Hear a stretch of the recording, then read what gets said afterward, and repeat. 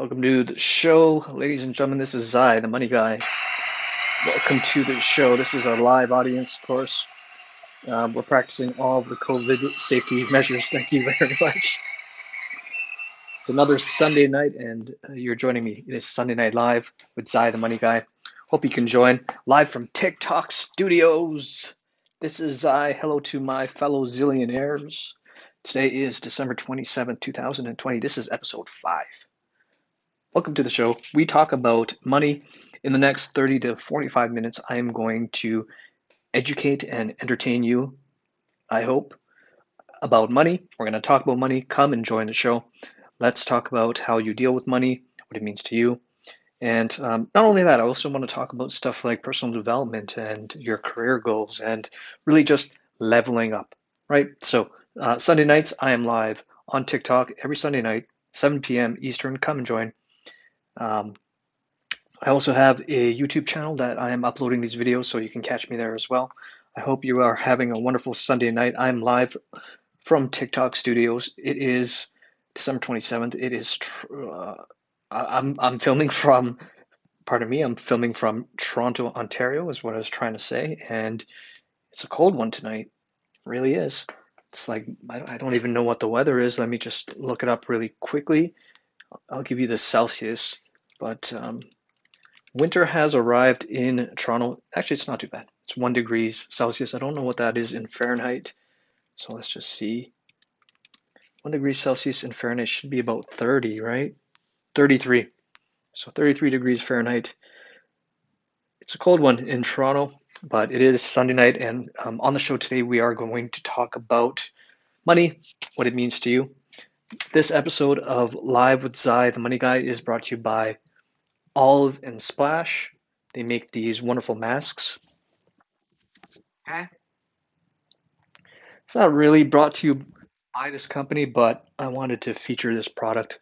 They make beautiful bamboo cotton masks. I think it's called bamboo cotton. Super comfortable to wear in terms of efficacy.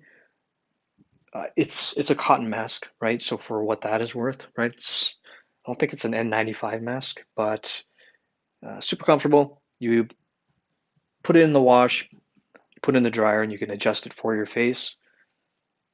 It is a Canadian company, so you look pretty good. Canadian company, and they are called Olive and Splash. Check them out. Canadian company. We've got to support local.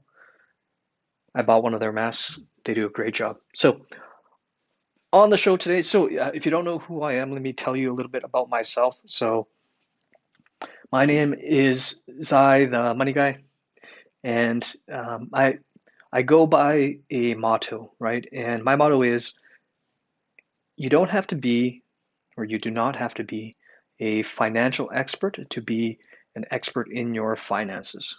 Okay, that's what I live by.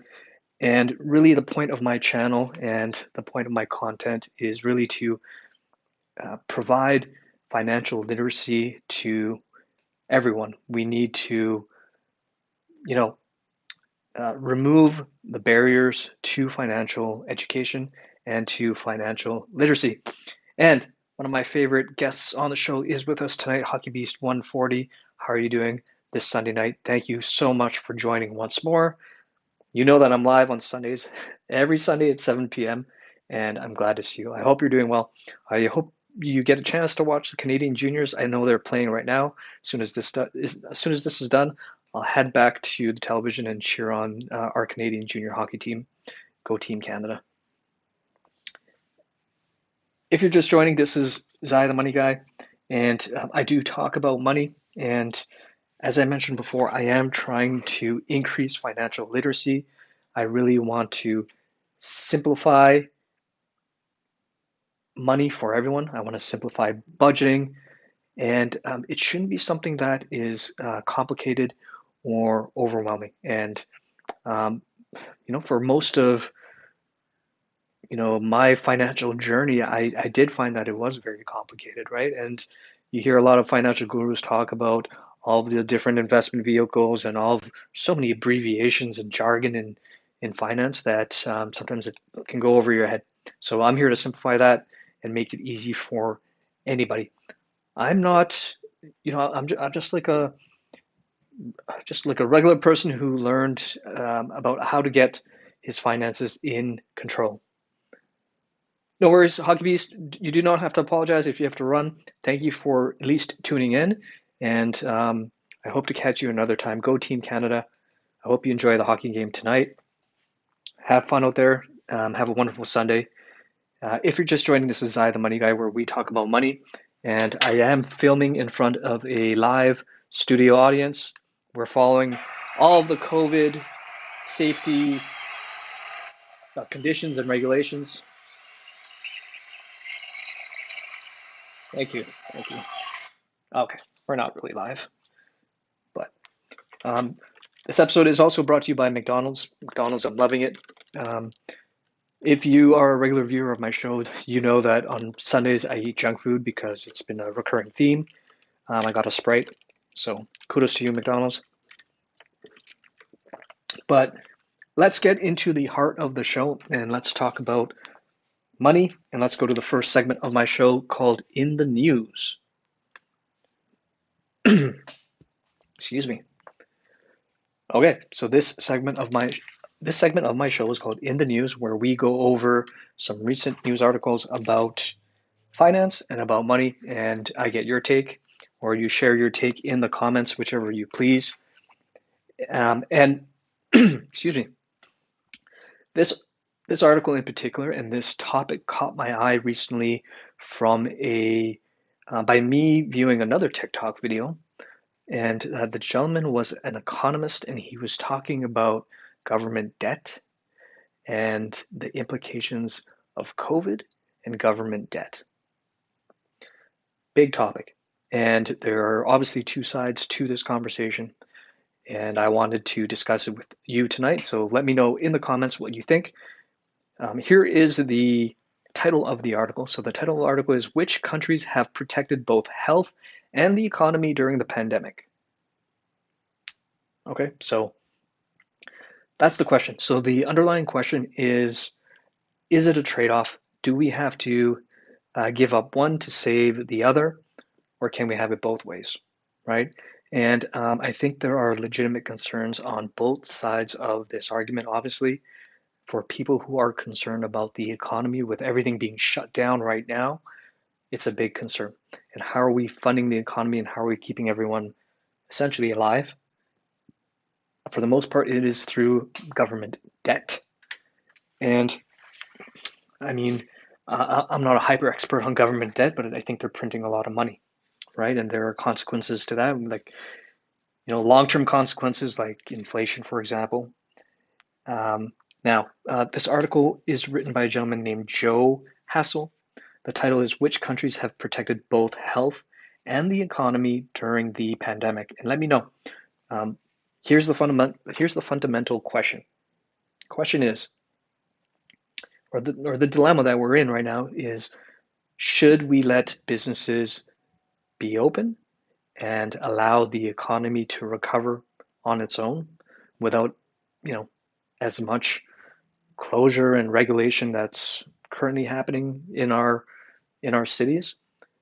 So should we let the economy reopen on its own, or should we continue being locked down and recovering from COVID and living off of this borrowed debt until we can at least get the virus under control? So that's the fundamental question. It's not an easy one, obviously. That's an understatement because there's a lot of suffering and there's a lot of pain. There are millions of people who are unemployed. At the same time, there are millions of people who are getting sick by COVID. So it is a double-edged sword. What do you think? If you have joined me, then leave a comment with what you think. Is it better to let the economy reopen as it is right now, or do we need to keep COVID under control so that we can eventually get back to the economy? So, excuse me.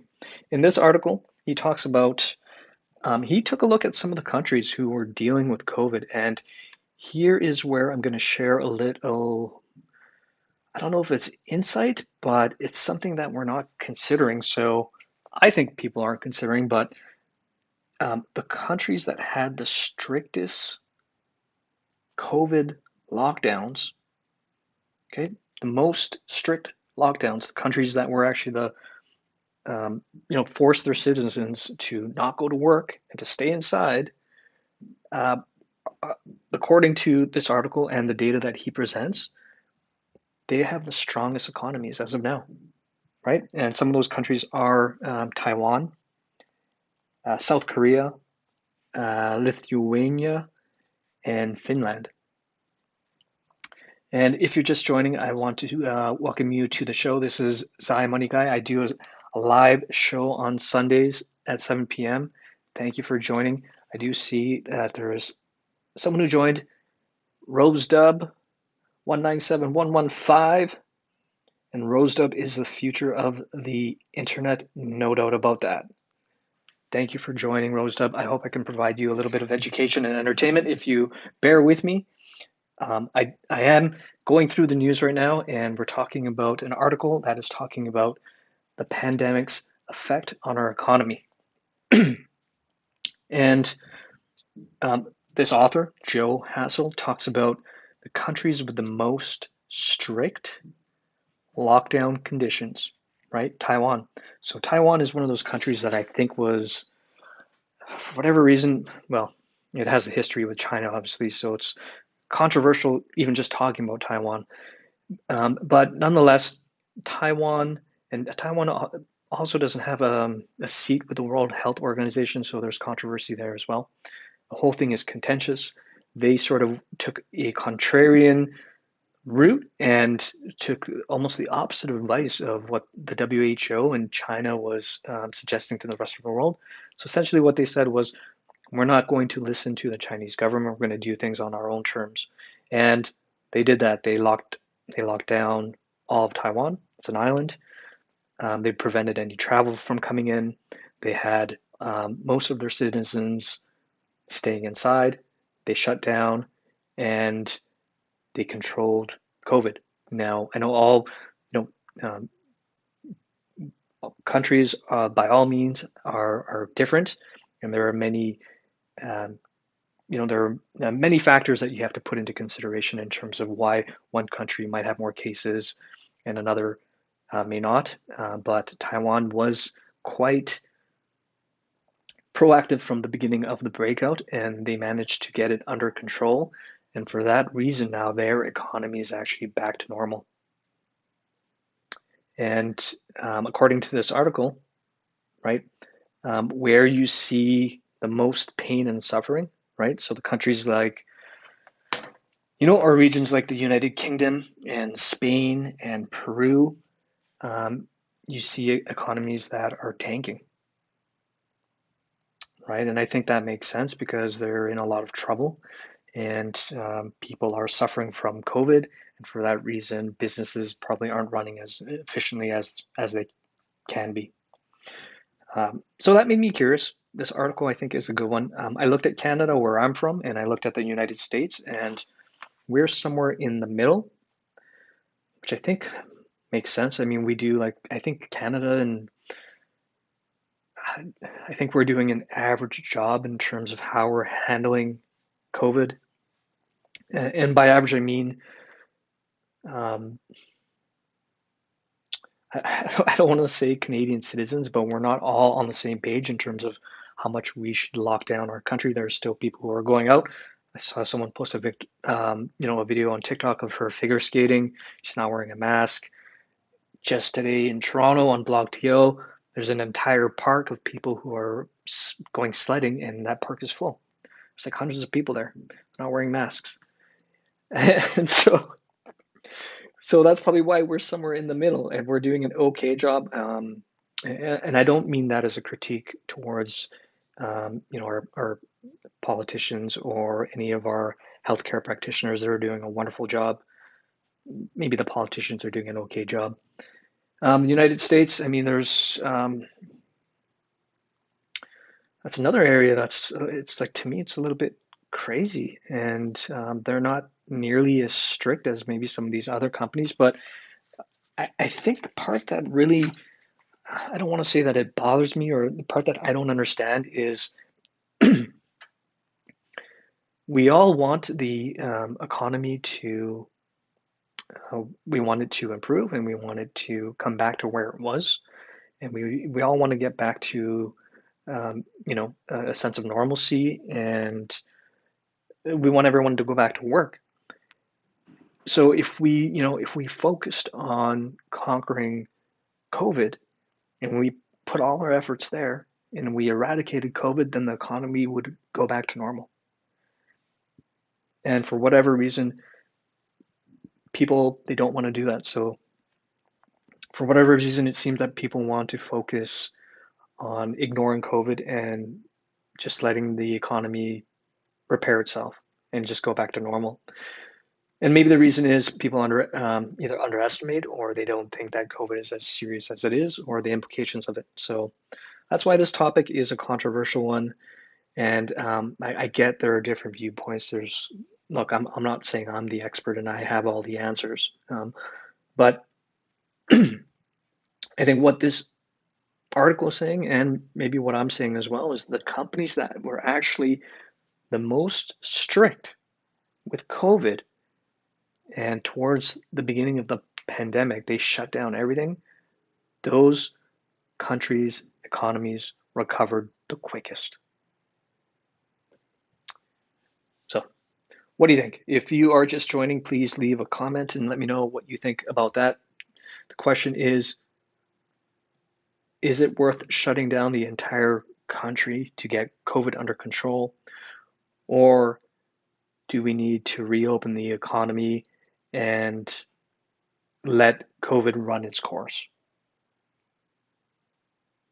There's two sides to that, right? So you could let it run its course, but we could also suffer from a lot of people getting sick. And then what would, Sweden sort of went through this experiment too, right? So Sweden tried the experiment of herd immunity, of allowing everyone just to, continue business as is, and they felt the effects of that. And people are calling that an experiment, and they have one of the highest death rates per capita in Sweden. And I was keeping an eye on them because I thought, you know what? No one knew what the answer was, right? It's like, do we lock down or do we not lock down? So I was keeping an eye on Sweden, and I thought maybe they did figure it out because they weren't suffering, but then it hit them hard. And they had to admit that the experiment did not work for Sweden, and they're suffering. And if you think about the suffering, you're suffering through death rates, people dying. That's a morbid thing to think of. So that is the first article. The first article is about the impacts of COVID on the economy. Do we leave businesses open and suffer the consequences, or do we get tighter with controls in the hopes that we can get the economy back up and running?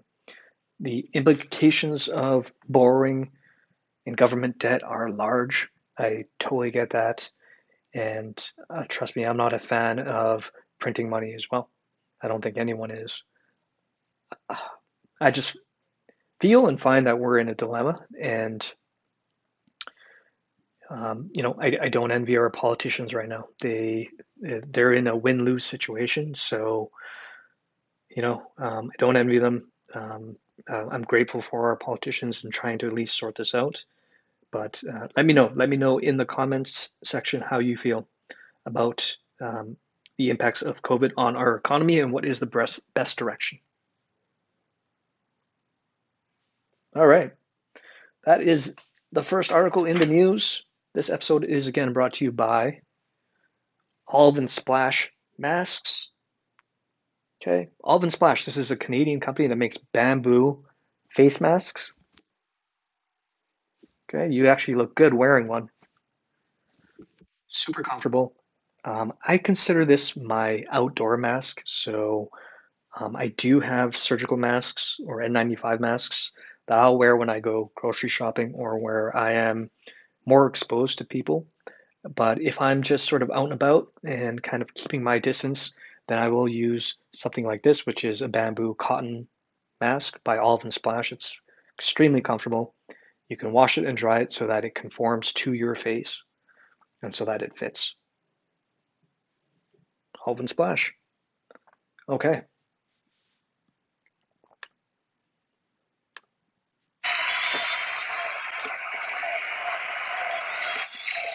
Thank you, thank you, thank you. Excuse me.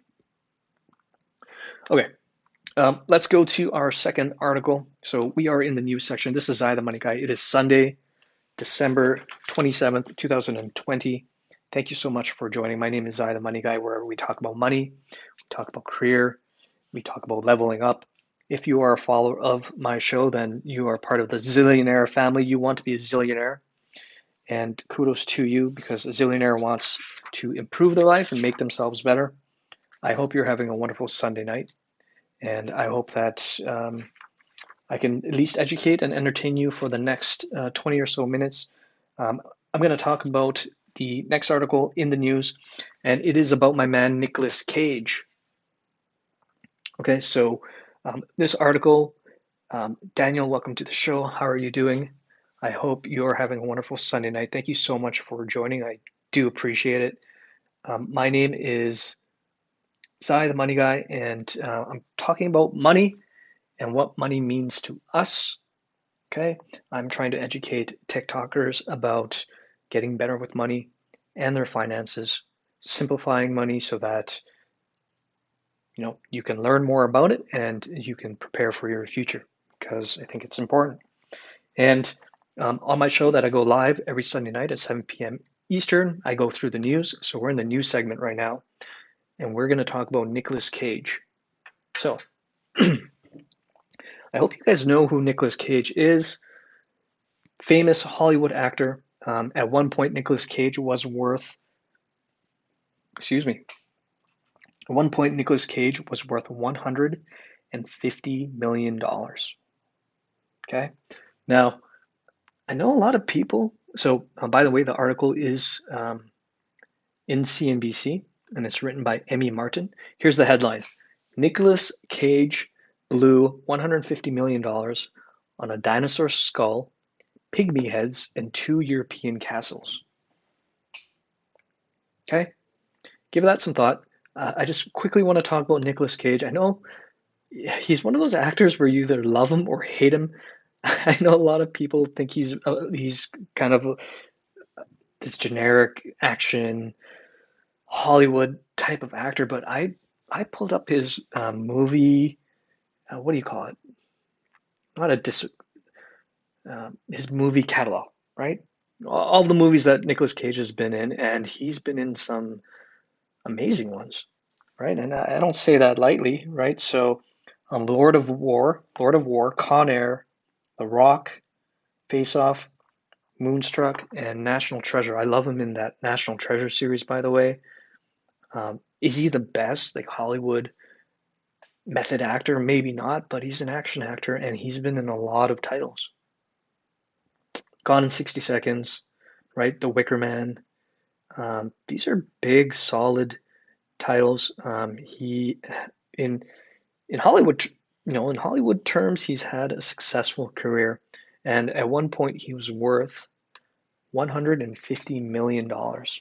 Now, the reason I wanted to share this article is because I wanted to demonstrate that despite the amount of money that any individual has, it doesn't necessarily mean that that person is good with their money, good with spending, or good with savings. Okay, and I'm not here to pick on Nicolas Cage. I already told you that I'm a fan of his. I like his movies. I think he's in a recent one called Jiu-Jitsu, which, by the way, I train Jiu-Jitsu and I did not see any Jiu-Jitsu moves in the trailer. It looks like this other type of fighting, but that's another story. But in this article, and I'm not picking on him, right? I'm just highlighting it. He blew $150 million on a lot of toys, right? And I looked at what some of the things that he was spending his money on, and he bought 15 homes across the world, and things like castles. He's spending a lot of his money on real estate. He was buying exotic homes, castles. He's definitely an interesting person. Definitely interesting. He's very much into history. So in this article, The author is, Emmy Martin.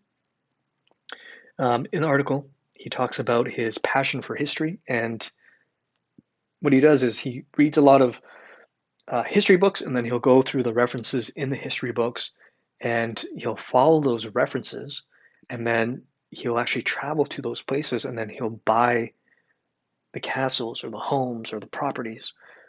And he was doing a lot of that. And on top of that, he was also purchasing stuff like, right, like he's into nostalgia. So he bought the very first Superman comic book. I think one of the very first comic books of Superman. And that one went for $150,000. He also bought a $70 million dinosaur skull, which he had to later return to the Mongolian government.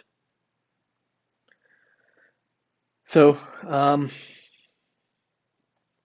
according to Nicolas Cage, so this is very interesting because he understands that his spending wasn't typical. I think he gets that.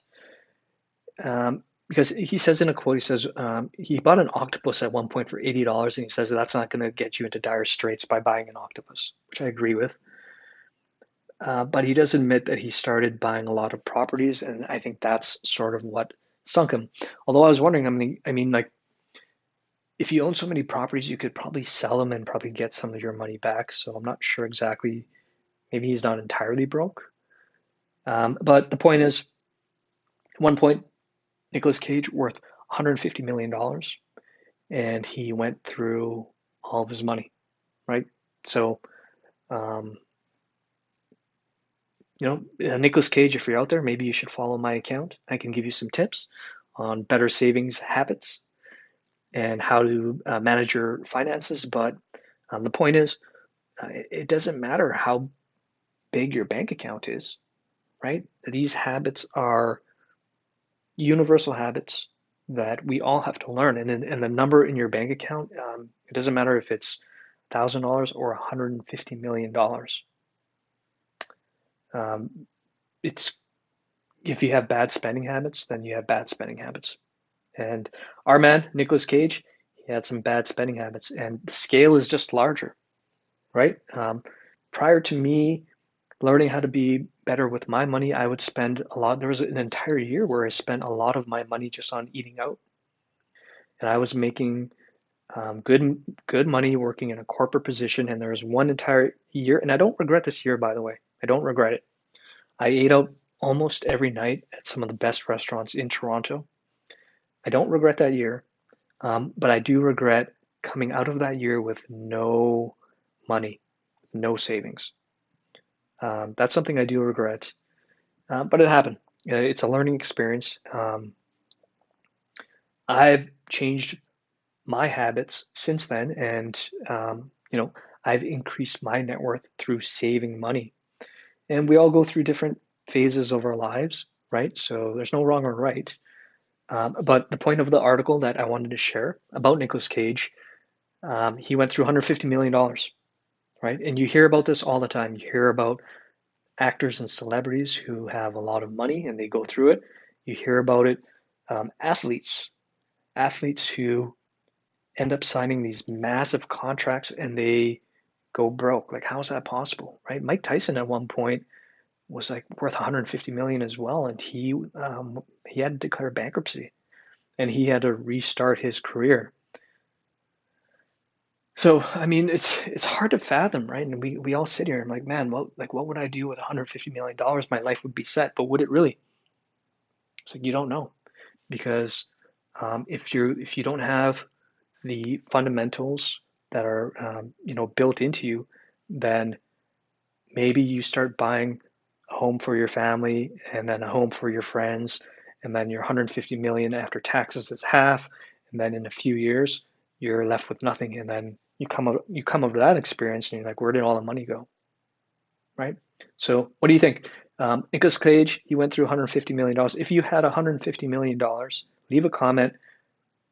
Would you spend it all in a year or two, or would you manage to hold on to some of that? Let me know in the comments. If you're just joining, this is Zai, the Money Guy. I do a live show on TikTok every Sunday at 7 p.m. Eastern, and my show is filmed in front of a live studio audience, as you can hear. Thank you. We are following all proper COVID safety precautions. I really wish I could hear. I really wish I could hear people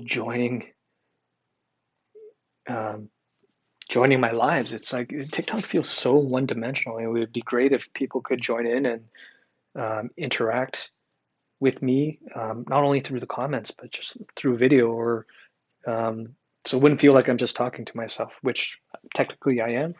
But I am live on TikToks. This is Sunday Night Live with Zai. Thank you so much for joining me. If you are with me tonight, I hope you're having a wonderful Sunday night. It is December 27, 2020, and this is Zai, the Money Guy, where I talk about money and I talk about personal finance and getting better with your personal finance and leveling up, right? I call I call people who follow me zillionaires, right? People who want to get to the next level and become one day a zillionaire, right? Hopefully you can hang on to that $1 zillion, unlike our friend Nicolas Cage. So that is in the news section. Let's go to the next section of the show. And that is the viewer interaction. So let me know in the comments what you would like me to discuss on my next show. Is it something that you're struggling with in terms of how you deal with your money? Leave a comment. Is it, do you need a career tip? Are there any personal development goals that you have that you would like to discuss? Leave a comment, leave a question. I will try to address that in next week's episode, especially with personal finance, right? There are no dumb questions, right? Do you have a question about how to get into investing, how to stop living paycheck to paycheck, etc.? Okay, so that is the viewer interaction portion of the show. Next portion of the show are my TikTok shoutouts. So we are live on TikTok. So some of the accounts that I follow. So my account is Zai Money Guy. If you're not following me, please do give me a follow. It would be greatly appreciated. Here's another great account on investing, and it is at Mikey Taylor.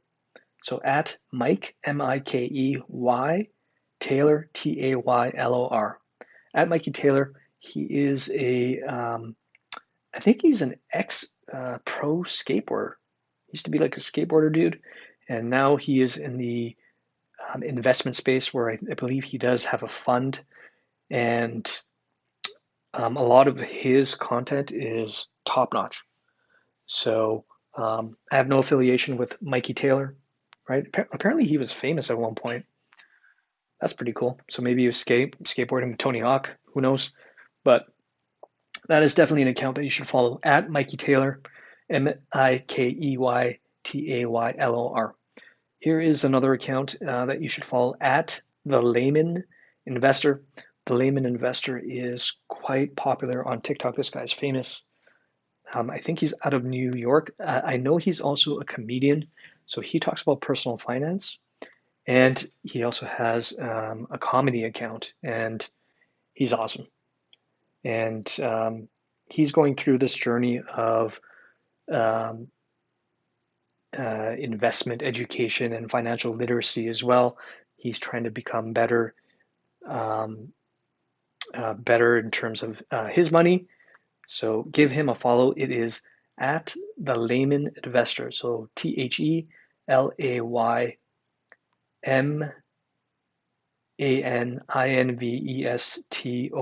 Layman.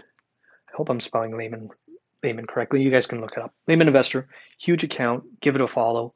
I have no affiliation. If you are joining, thank you for joining. I hope you're having a wonderful Sunday night.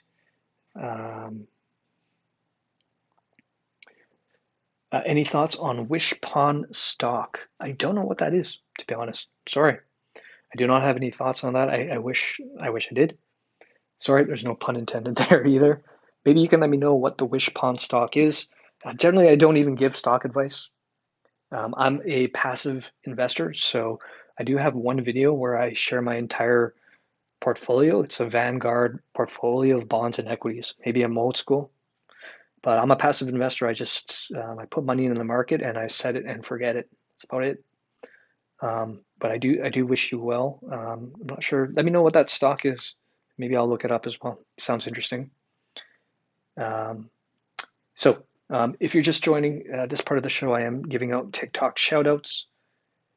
So here is another one, the HR Vault. The HR Vault is another account that I think you should follow if you're looking for career advice and career development advice. That's at THEHRVAULT at the HR Vault. And HR Vault gives you the straight goods in terms of career advice. I think he's out of New York. And shout outs to at HockeyBeast140. HockeyBeast140 is a Montreal Canadien fan. Shout outs to her. She is a zillionaire, one of the original zillionaires. And shout outs to the name Kev134.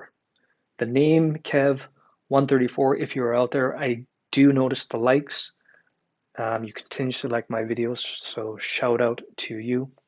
If you're just joining Yusham Dixit Tud, I don't know how to pronounce your username, but thank you for joining. I hope you're having a wonderful Sunday night. Yusham Dixit. Yusham Dixit. All right. How are you doing, Yusham? I hope you're having a wonderful night. Thank you for the question. I'm sorry I don't have the answer for you. I will look into it. Let me know if you have any thoughts on it, and I could share that as well. So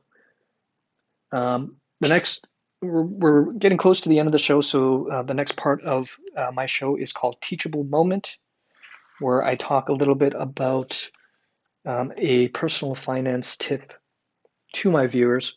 And today's teachable moment is living paycheck to paycheck and how you can avoid living paycheck to paycheck. And I did a video about this, and it's, for me, I didn't quite understand this until late in my financial journey or my career. I used to do a traditional method of budgeting, right? So, and what's really interesting is many people might have a traditional budget and still live paycheck to paycheck.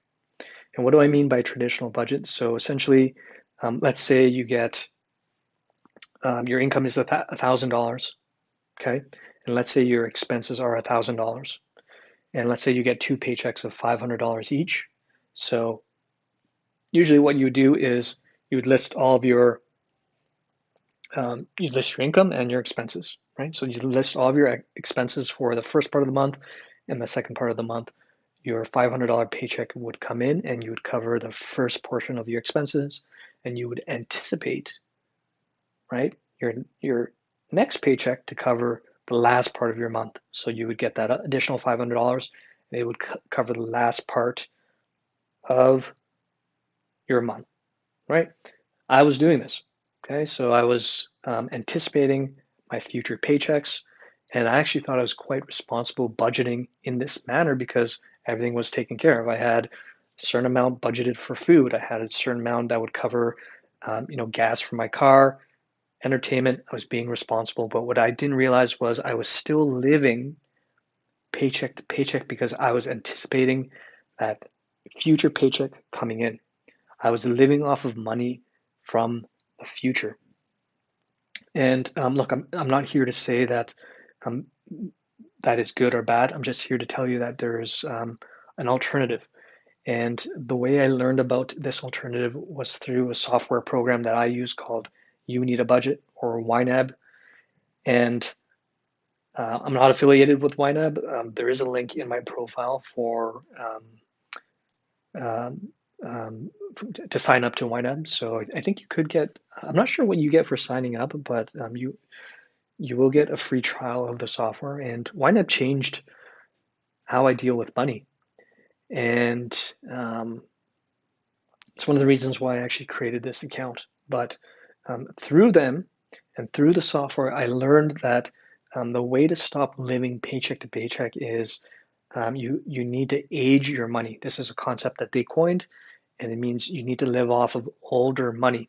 So I mentioned that your expenses for the month, if they're $1,000 and your income is $1,000, then what you need to do is you need to save an additional $1,000. I'm going to do a TikTok video where I draw this out so it's a little bit easier to follow.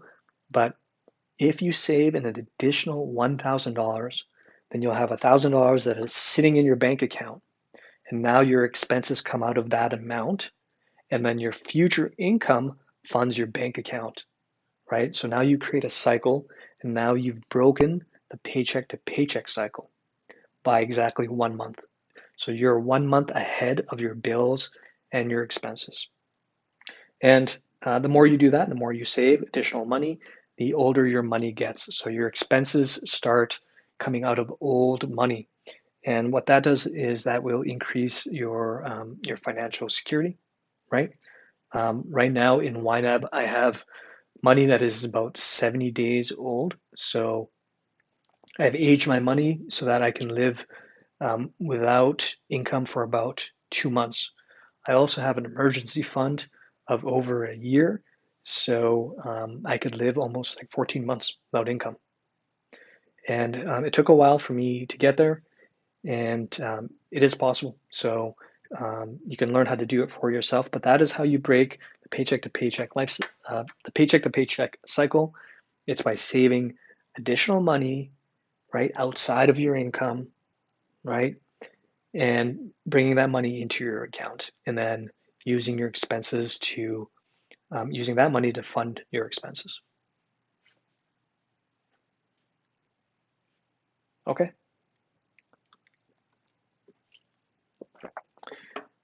If you're still with me, thank you so much. This is I, the Money Guy. It is Sunday night, December 27th, 2020. I talk about finance, personal finance, for about 45 minutes every Sunday at 7 p.m. Thank you for joining. I do appreciate your time. I hope you're having a wonderful Sunday night. It's cold here in Toronto, Ontario. I will leave you with the last part of my show where I talk about a Udemy course that I do have available. It is in my profile. It is for people who are looking to improve their financial literacy. Maybe you're dealing with credit card debt. Maybe you want to learn how to break that paycheck to paycheck cycle. Maybe you need some advice and tips on how to grow your emergency fund. I felt that there wasn't a course that would segue people into those types of topics.